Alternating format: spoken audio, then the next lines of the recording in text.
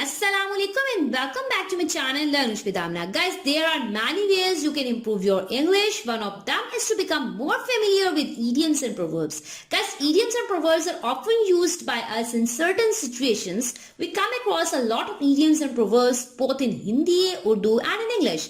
But many of us do not know the meaning and difference between idioms and proverbs. Guys, अगर आप चाहते हैं कि आपकी इंग्लिश जो है वो इंप्रेसिव हो, लोग समझें कि बहुत अच्छी इंग्लिश बोलता है या बोलती है, तो आपको इडियम्स और प्रोवर्ब्स का यूज करना पड़ेगा।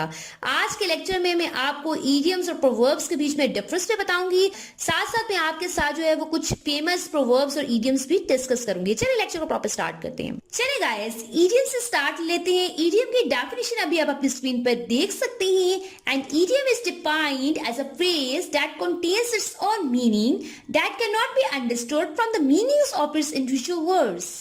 दोनों के बीच में जो है वो डिफरेंस होता है, वो क्या होता है, चलिए अच्छी तरह से डिस्कस करते हैं। गाइस, आपने याद रखना है कि इडियम्स में बेसिकली फ्रेजेस होते हैं। गाइस, मैं फ्रेजेस और क्लॉजेस पर भी ऑलरेडी वीडियो बना चुकी हूँ। अगर आपने वो वीडियो अभी तक नहीं देखी तो मैं इसका लिंक जो है वो डिस्क्रिप्शन बॉक्स में दे दूंगी। आप वहां जाकर जो है वो वीडियो देख सकते हैं ताकि आपको जो है वो फ्रेजेस और क्लॉजेस के बीच में डिफरेंस अच्छी तरह से क्लियर हो सके। ठीक है, फ्रेजेस क्या होता है? जिसमें बात की कंप्लीट समझ नहीं आती, इनकम्प्लीट थॉट होती है। ठीक है, कंप्लीट सेंटेंस नहीं होता। ठीक है Guys, idioms do not make sense when you are not familiar with it. अगर आप कोई idiom फर्स्ट टाइम गाइस सुन रहे हैं तो आप कभी भी उसको खुद ब खुद अंडरस्टैंड नहीं कर सकते। यानी idiom जो है वो खुद ब खुद जो है कोई भी फर्द अगर फर्स्ट टाइम सुन रहा हो तो वो कभी भी खुद ब खुद अंडरस्टैंड नहीं कर सकता। यानी उसका मीनिंग समझना जो है वो डिफिकल्ट होता है। ठीक है Guys, there are around 25,000 idioms in English. Guys, कहा जाता है कि इंग्लिश में 25,000 यानी 25,000 जो है वो idioms हैं, यानी मुहावरे हैं। Guys, बहुत से लोग ऐसे हैं जो कहते हैं कि idioms में कोई एडवाइस वगैरह, कोई मॉरल लेसन वगैरह मौजूद नहीं होता, यानी कोई नसीहत वगैरह नहीं होती, कोई अखलाकी सबक जो है वो मौजूद नहीं होता। Guys, मैं इस बात को नहीं मानती। इंग्लिश में कुछ ऐसे idioms मौजूद हैं जिनमें कोई ना कोई नसीहत वगैरह, कोई मॉरल लेसन मौजूद होता है।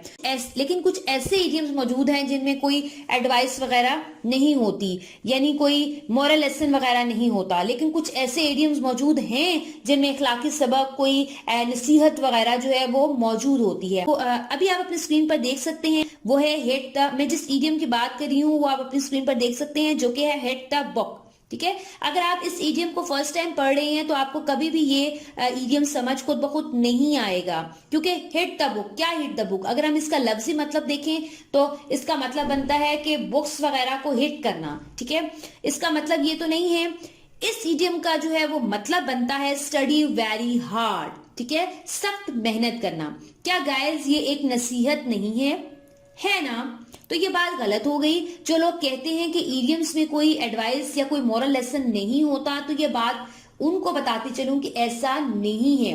इडियम्स में जो है वो एडवाइस वगैरह भी मौजूद होती है, कोई मॉरल लेसन भी मौजूद होता है। लेकिन कुछ ऐसे इडियम्स मौजूद हैं जिनमें एडवाइस वगैरह, ठीक है, कोई जिसे कहते हैं ना मॉरल लेसन जो है वो मौजूद नहीं होता। ठीक है, नेक्स्ट इडियम आप अपनी स्क्रीन पर देख सकते हैं, हिट द सैक।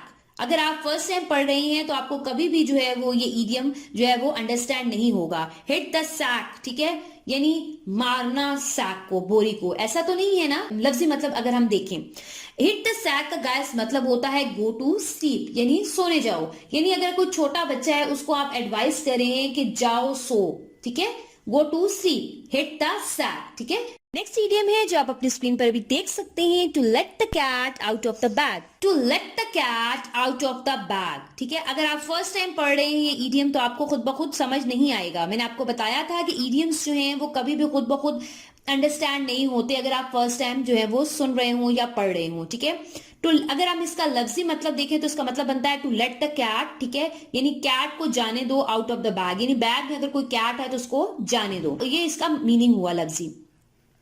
अगर हम इस इडियम का जो है वो मीनिंग देखें तो हमें मतलब समझ आएगा टू रिवील अ सीक्रेट। जब आप किसी का कोई राज वगैरह जो है वो अफशा करते हैं, यानी अगर किसी का राज जो है वो आप सीक्रेट नहीं रखते, बता देते हैं किसी को, तो उसके लिए हम इस इडियम का यूज करते हैं, जो कि है to let the cat out of the bag. Fine. Next idiom आप अपनी स्क्रीन पर देख सकते हैं, ऑन क्लाउड 9। ठीक है, इसका मीनिंग हमें मिलता है बीइंग वेरी हैप्पी। जब आप बहुत ज्यादा खुश होते हैं तो आप ये इडियम यूज कर सकते हैं, ऑन क्लाउड 9 का। फाइन। चलिए गाइस, अब प्रोवर्ब को अच्छी तरह से समझ लेते हैं। गाइस, अभी आप अपनी स्क्रीन पर जो है प्रोवर्ब की डेफिनेशन देख सकते हैं, जो कि है a proverb is defined as a well known sentence that is used to give advice to the other person. Guys, आपने प्रोवर्ब्स के बारे में याद रखना है कि प्रोवर्ब्स में जो है वो सेंटेंसेस होते हैं। मैंने आपको इडियम्स के बारे में बताया था कि इडियम्स में फ्रेजेस होते हैं जिसमें बात की कंप्लीट समझ नहीं आती, इनकम्प्लीट थॉट होती है। ठीक है, प्रोवर्ब्स में ऐसा नहीं होता। प्रोवर्ब्स में जो है वो सेंटेंसेस होते हैं और मोरल लेसन, कोई एडवाइस वगैरह हो सकती है, that is based on the general truth, जो कि ट्रुथ पर बेस करती है। ठीक है, इसके अलावा प्रोवर्ब्स के बारे में गाइस याद रखिएगा, मैंने आपको बताया था इडियम्स के बारे में कि इडियम्स को अगर कोई फर्स्ट टाइम सुन रहा हो, ठीक है, तो वो खुद ब खुद अंडरस्टैंड नहीं कर पाता। ठीक है, कोई भी वर्ड अगर इडियम्स को फर्स्ट टाइम सुन रहा हो तो खुद ब खुद उसको अंडरस्टैंड इडियम नहीं होता।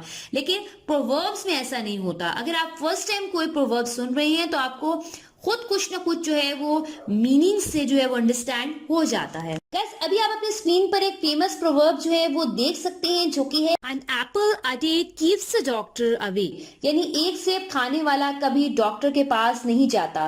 मैंने आपको प्रोवर्ब्स के बारे में गाइस बताया था कि प्रोवर्ब्स में सेंटेंसेस होते हैं, यानी बात की कंप्लीट समझ आती है। ठीक है, इनकम्प्लीट थॉट नहीं होती।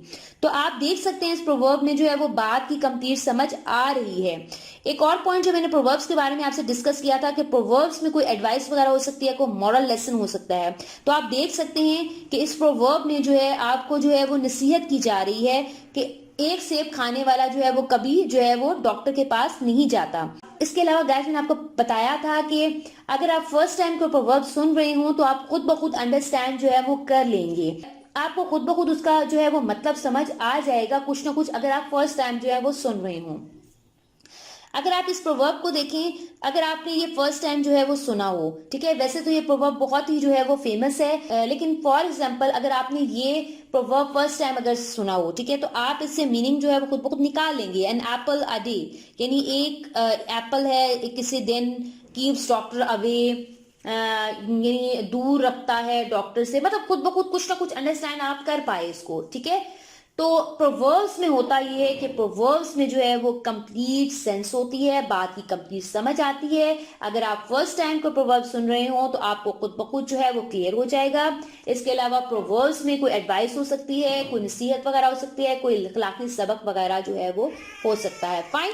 गाइस, नेक्स्ट प्रोवर्ब आप अपनी स्क्रीन पर देख सकते हैं, जो कि फेमस है। ये भी प्रोवर्ब जो कि है, अ friend in need is a friend Indeed. ठीक है, अगर आप फर्स्ट टाइम ये प्रोवर्ब सुन रहे होंगे, वैसे तो ये बहुत फेमस प्रोवर्ब है, अगर आप फर्स्ट टाइम सुन रहे हो तो आपको खुद कुछ ना कुछ क्लियर तो हो चुका होगा। ठीक है, अ friend in need is a friend Indeed, दोस्त वो है जो मुसीबत में काम आए।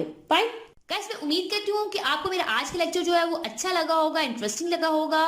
वीडियो अच्छी लगे तो प्लीज लाइक जरूर कीजिएगा और ज्यादा से ज्यादा जो है वो शेयर किया करें ताकि नॉलेज को स्प्रेड किया जा सके।